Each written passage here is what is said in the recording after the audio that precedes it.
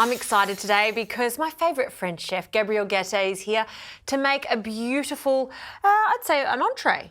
An entree that you would not have served 50 years ago in Australia because it is made with salmon that was not there, but also salmon tartare is raw salmon. But when you think of it, it is not quite raw because all the seasoning kind of cures it and makes it very palatable. And it has become really so popular every restaurant, and it is so simple to make at home. To think salmon these days we eat all the time, once a week. All the time. And there's different types of salmon you can get. So you don't need a lot per person. Sometimes you just need like 70 grams for a tartare. And what you need to do, first, no bones, of course. Yes. And you need to cut it into slices first. Okay. So you can see how marbled and fatty it is, isn't it? Yes, it will, it's very tender, it's very popular. So you cut that into slices, then you cut the slices into sticks. Okay, so it is very simple to do. Yeah, and because it is raw, but like you say, it's when it's mixed with a lot of other things, it cures it. But you don't want it to be very chunky, you want it to be refined, and therefore you need to cut it into those, would you say about 1 centimetre or even a little bit smaller than that? One or less. I think that sometimes if a recipe say 1 centimetre, lots of cooks has a tendency to make it a bit bigger. So I'd say a bit less than 1 centimetre. And it will be easier and more delicious to eat. And the secret, of course, is that the salmon needs to be very fresh. Okay? If you have the chance to go somewhere where they can cut the salmon in front of you, that's always, especially for something like that. And particularly if you tell your fishmonger that you want it for a tartare, they will give you the freshest. It's all about communication with the people you buy from. Fantastic. So this is really the first step. To the salmon, we are going to add some ingredients that give flavor and texture. And if you can cut for me a quarter of an avocado. And we are going to dice it in the same way as we did the tartare. So a quarter is good for 2 people. Classic flavours together, right? Yes. Avocado, salmon. Yeah, Look at that. That's a good avocado. It's really important to learn to choose, to select avocado. So, you touch the avocado. If it's very hard, you can buy it, but you can't use it for 2 or 3 days. If you leave it outside, it will ripen quicker than if you put it in your fridge. And then usually in the shops, after 2-3 days, you can feel that just softness. And when it is just soft, then it is ready. I prefer to buy them hard and then put them with the bananas or in a paper bag. It works well to put with bananas or mangoes. That's right. I think they help each other. Yeah, but of course mangoes are not all in season. That's right. You're doing a good job, madame. I've got to make sure it's correct for you, I hope you're Gabriel. going to test your little son to do all of that because Louis, he will. He can cook for you later on. That's the plan. That's the plan. That's what I did with my kids too. Exactly. Now, I am going to chop some shallots, but very finely. Okay. French cooking. What's French cooking without a French shallot? The shallots, that it is certainly, it gives an edge to a dish, to a salad. It's not as intense as a brown onion or a red onion. Not quite as sweet, but it is sharp, it is delicious. And you see, you just put more or less. Sometimes you don't want to cover too much the flavor of the salmon. Yes. Okay, and now the next step is yours. I'm going to ask you to crush some roasted hazelnuts. Okay. You know what? You don't have to use the hazelnuts, but it adds something to it. Yeah, you can do like that. Sometimes, it is good to use when there's little. If there's more hazelnut, sometimes what I do is that I lay a piece of baking paper, put my hazelnut, more baking paper, and with a saucepan, so rolling pin, I just crush them like that when there's a lot to do. But when you have only a small, like that. Is this okay? I'll give you 9.5 out of 10. Thank you. I don't give you 10 because I think you spoil people when you give them a top score like that. Exactly. That's why you can put that directly in that. Okay, and that's going to give a lovely crunch. Lovely crunch. It will give another dimension to the dish. Now, I'm going to start the seasoning. I'm going to ask you to cut very thinly 2 leaves of mint. Okay. Okay. You can use other things. You can use tarragon. Oh, love tarragon and yeah, you can use dill. Dill. You can use chervil. You can use parsley. You can use coriander. But the mint gives it a freshness to it. I guess it's Look all at those that. Gosh, you are skillful. Thank you very much, Chef. You have now quite an experience. How many years ago did you start? 13 years, but 13 how long years. were you on TV for? I started in 1978. So that's 45 years ago. That's a long time ago. You were not born, No. but your mom used to love me. She did. Everyone loved Gabrielle Gatti. No, that's great. You can put that in. Now to add a little bit of oomph to it, a little bit of Tabasco, a few drops. I like that. Not too much, okay? Yeah. Because you don't want anything to dominate too much. Then a little bit of lemon juice. I think this is a good lesson to show everyone. It's all about control. Yeah. And balancing the flavour. Yeah. So just think about when you're doing it. Don't overdo the onions. Don't overdo the herbs. It's just a subtlety that we're looking for here. Exactly right. That's the word. French cooking is subtle. It is the quality of the ingredients that sizzles, little seasoning, a little bit of salt, of course. Okay. Salt. Okay. Done. More or less. Okay. Please yourself, and just a little bit of olive oil. Not much, like a tablespoon or 2. And then just stir that. It's important lovely. to be fresh. Yeah.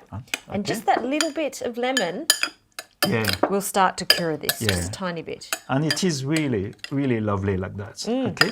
The next step is to make a shape. I am using a ring. Okay. You can use a pastry ring, but at home I use PVC ring. You can get them from a plumbing supply.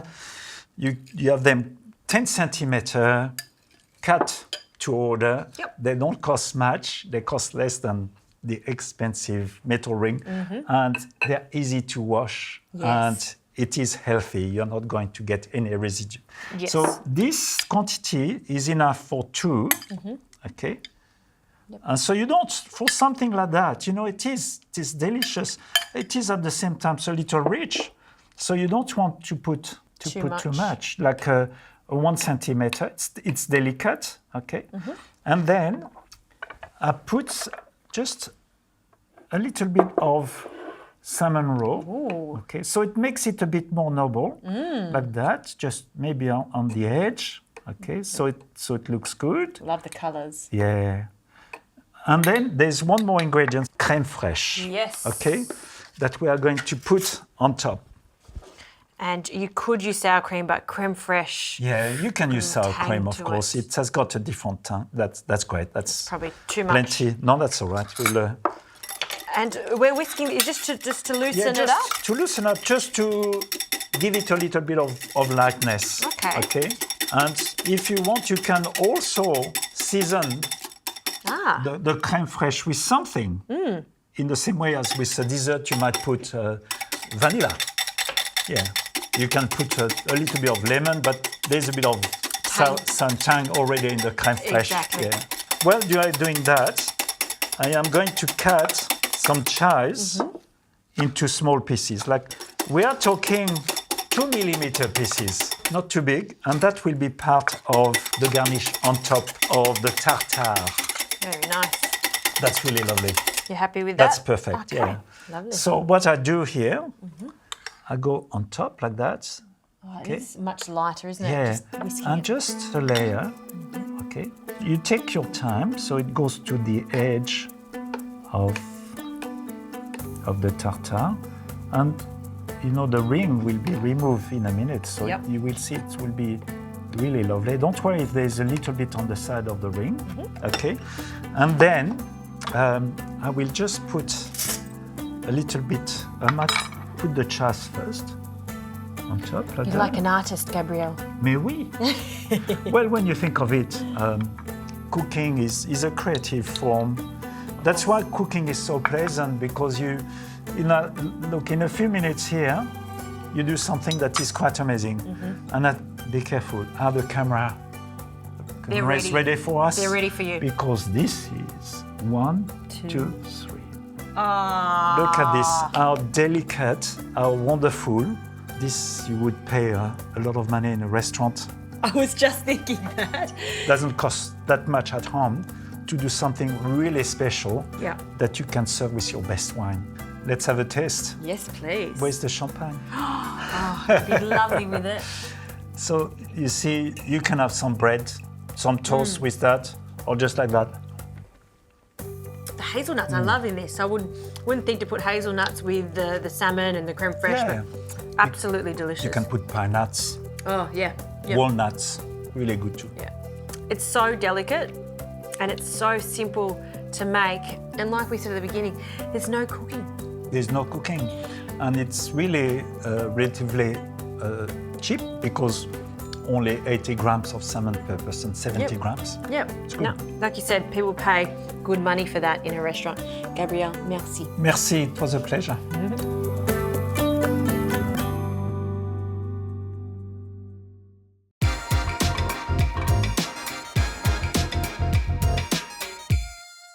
Martini glasses, yep, they're fantastic for cocktails, but I also like to use them to present dishes, just like this one. This is my salmon tartare with avocado and creme fraiche dressing. So in a bowl, we'll start with our creme fraiche dressing. A few tablespoons of the creme fraiche goes in. I love the tang of it, and it goes so well with the salmon. To this, I'll add the zest of some of this lemon, and we can use the rest of this lemon to garnish. A good pinch of salt, and just to give it a bit of a kick, some Tabasco. Give that a really quick stir, just to loosen up that creme fraiche. Okay, in this bowl I have some sashimi style salmon. You can see how lean it is. I've just finely chopped it. It's a really good idea to ensure that your salmon is super cold when you dice it, so you get these gorgeous little fine pieces.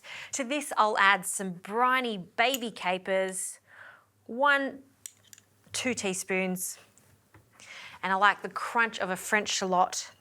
So we'll add 1 whole French shallot. Some avocado, so I just like to use about half of this avocado. And using a large spoon, I'm going to scoop out 1 of the halves. And ideally, you want to cut this into a small dice, just like our salmon. So just using a sharp knife, I'll finely slice it.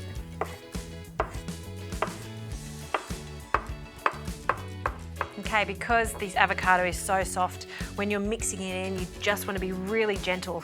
So I like to start with the creme fraiche, and we'll add that to our beautiful salmon. I'll also add some dill. We'll just use a few of these sprigs, the rest we can use to garnish. And we'll just finely chop that.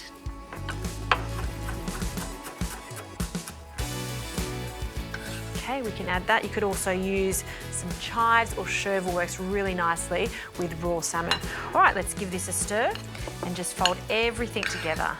Look at that beautiful colour of the salmon. And once that's completely combined, we can fold in our avocado. Okay. So just break up the pieces and just be quite gentle with it so we can still see the speckles of green. Okay, and now for the fun part, which is dressing our glasses.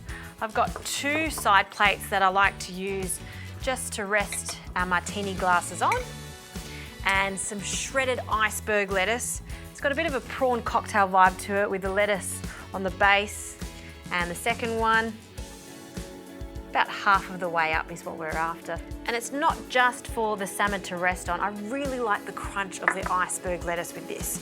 Okay, let's spoon this delicious mixture of salmon, avocado, creme fraiche, and we'll just top that up. And if you're looking for a simple, really elegant entree, when you've got friends coming over, this is your go-to. And putting it in a martini glass like this seriously takes it to the next level.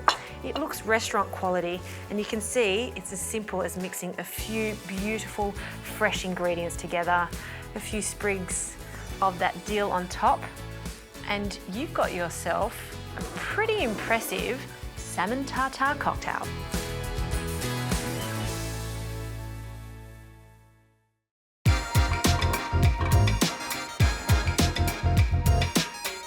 Gabriel Gatte knows how to spoil me because he knows oysters are my absolute favourite thing. They are so delicious. I agree with you. And I think that when you have a French background, you love oysters. And appreciate them. Yes. This dish that I'm going to cook with you is a dish of poached oysters with herbs, with a little bit of butter. And they are going to be served on mini steamed potatoes. You will see it is a stunning little dish, not difficult to make, but really top-class dish. Very nice. So what do we start with? I'm starting with chopping some shallots. Okay. Usually we have our oysters freshly shucked, and if you want to cook them, this is probably the best way to do it with this, just a simple butter sauce like this. Yes. Some potatoes, just delicate flavours. I don't like oysters Kilpatrick, so that's another way of cooking oysters. Yes, but that's with Worcestershire sauce, there's bacon in it. I think it just totally disguises the flavour of the oyster. So what I'm doing here, just heating a little bit of butter, and then I am putting the shallots in that butter, and we are going to cook it on low temperature, not too high, but it doesn't take long. It's actually a very quick magic little sauce. Magic. So you see it's already bubbling here. Yes. And then once it has, cooked like that for about 30 seconds, so I put 1 tablespoon of white wine vinegar, and then about 2 tablespoons of dry white wine. And then we are going to cook that slowly, simmer, until the liquid is evaporated. Okay. While this is cooking, we have steamed some potatoes with the skin. They need to be baby potatoes. And then what we need to do is to peel them, cut them in half, and then scoop out a little bit of the flesh. Right. Are you good at peeling? I love doing this. Therapeutic. Yeah. Do you mind? I'm going to I'm going to cut that in half. Okay. And it's best to peel the potatoes while they're still hot. We should mention how we've cooked the potatoes. Yeah. Always important to put the potatoes into just tap water and then bring it up to the boil. Yeah. I see a lot of people boiling the water first. Yeah, not with potatoes. Yeah. So you see here what I'll do, I just scoop a little bit of the flesh. Yep. Be very gentle because it will be easy to break the potato. And we put it like that on the plate that you are going to serve. Okay? And so we need about 3 potatoes per person. So that's good for 1 serve. Yeah. So you see, this is not difficult.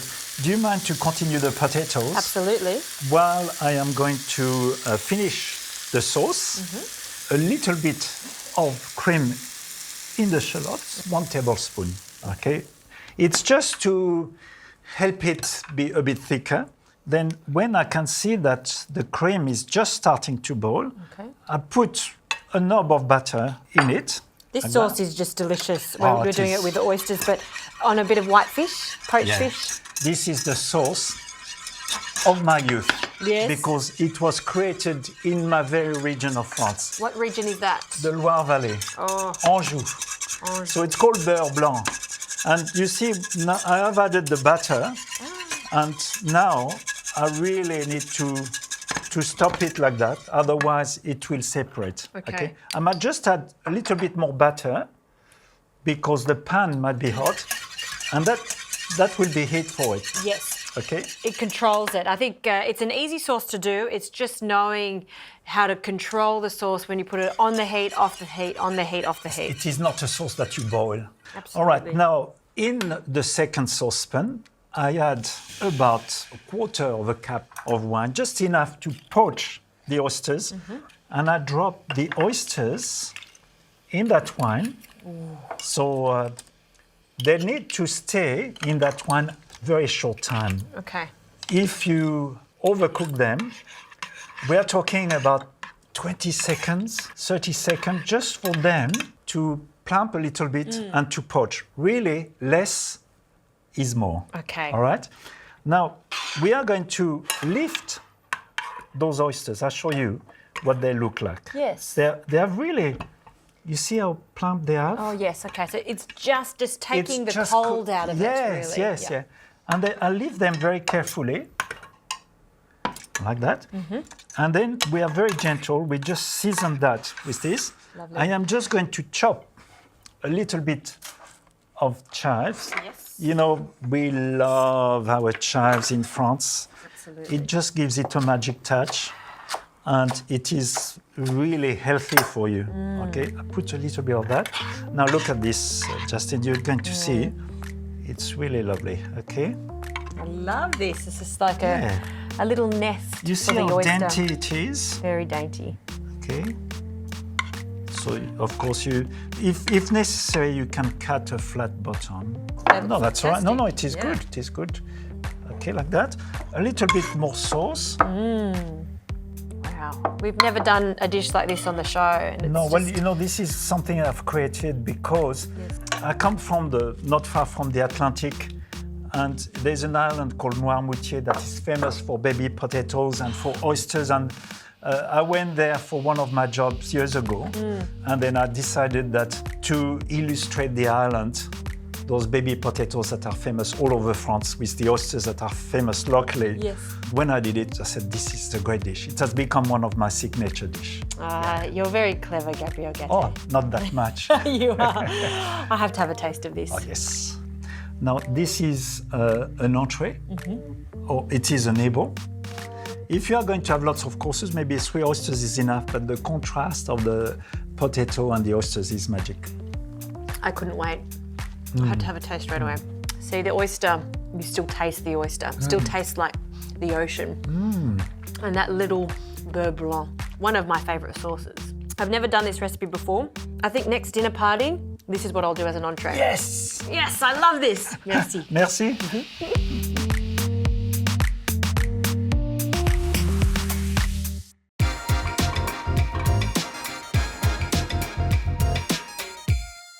I love cooking scallops, not only because they're delicious, but also they take no time at all to cook. I'm going to show you a very classic French way to prepare these, and it takes a few minutes. So I've been preheating a pan, quite high heat, with just a small splash of extra virgin olive oil. You want it to be a high heat because we just want to flash fry these scallops. So they take about 30 seconds on each side. So in with our scallops. I've got beautiful fat scallops. These days you can find them at all your fishmongers, and you can leave the roe on if you like, or you can take it off. It depends on your preference. And I'll season them with some salt, just on each individual scallop, a little pepper. And by the time you do that, it's time to turn them. They really only need that 10 to 30 seconds. What we're after is that beautiful char. If they're overcooked, they can become rubbery, and we don't want that because they're such a beautiful seafood. Okay, they'll take a moment on that side, which gives me enough time to add a splash of white wine. And I'll remove them. And then you'll see that wine start to reduce. You want to cook off that alcohol. And then it's time to add the cream. Now, I like to use a cooking cream for this, not only because it thickens up fast, but because of that heat, it won't curdle or split at all. In fact, it'll do the opposite. It'll go lovely, glossy, and of course, nice and creamy. So just give that a swirl. The combination of white wine and cream, they're best mates, particularly served with seafood like this. Give the pan just a bit of a swirl. See how thick that's becoming? And that's the sauce almost done. The last thing I love to add is just a little knob of cold butter just to make the sauce extra glossy. So whisk the butter in until it completely melts into the cream and then remove off the heat. Sauce is done. So in a shallow bowl, I'm going to pour this thick, rich, creamy sauce. So our gorgeous scallops can float in it, and we'll just arrange them in there. This can be served as an entree or as a main, but serve it with lots of crusty bread. A little pop of green, some chives over the top. That is a beautiful French-style dish there. Scallops with a creamy sauce.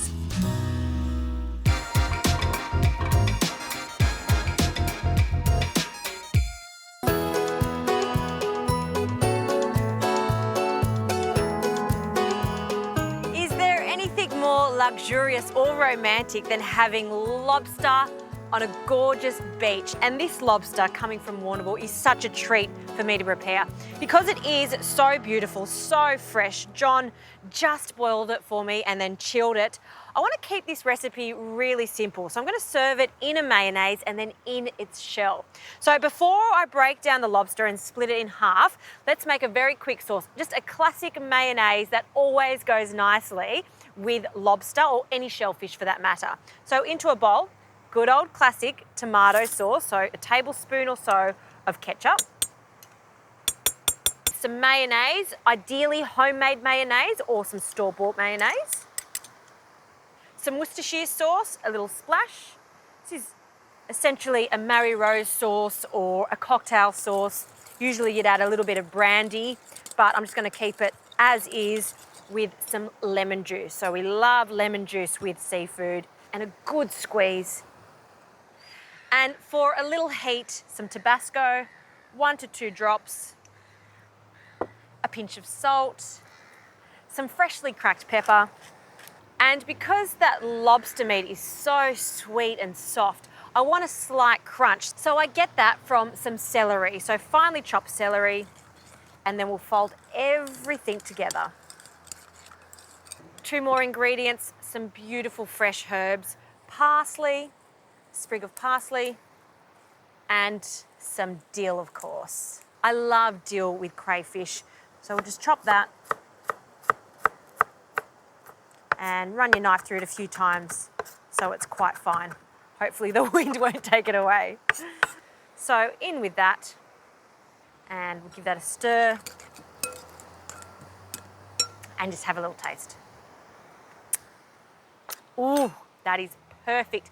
If you've got that little zing on your tongue, you know it's good. It's perfectly balanced. You don't want it to be too creamy or flat. You really want to taste Tabasco and lemon juice. Now for our gorgeous rock lobster from right here in Warrnambool. The easiest way to prepare a cooked lobster, if you want to split it in half, is to get quite a sharp, heavy knife. So I'm just going to stretch the lobster tail out. You can see how large this lobby is, and you want to be quite confident and have it down firm. So I like to use a tea towel because it is quite spiky. We'll start with the head, and we want to go straight through the center and then all the way down. So you're cutting it quite neatly. You don't want jagged bits. You want it to be nice and straight. Let's turn the lobby around, and then we want to go through the tail. So this is where the prized meat is. So again, the sharp knife, just going through that first incision and just cutting straight down. So after you've done that, you can gently tease it open and you can see that pure white, gorgeous meat. So I'll take out that intestinal tract because we don't want that. And now just using a spoon, I'm going to tidy up near the head area, and also just use a little paper towel just to pat it dry. So just working with 1/2 at a time, we want to remove the meat. Take it from the base, and you can see it just peels all the way through. That's a sign of a perfectly cooked lobster. Look how much meat is here. This will feed at least 4 people. So I'm going to present the lobster in its tail because it is just so beautiful. So let's place this tail and head onto our presentation plate. And I want to chop this meat into small pieces, and we're going to mix it through the sauce.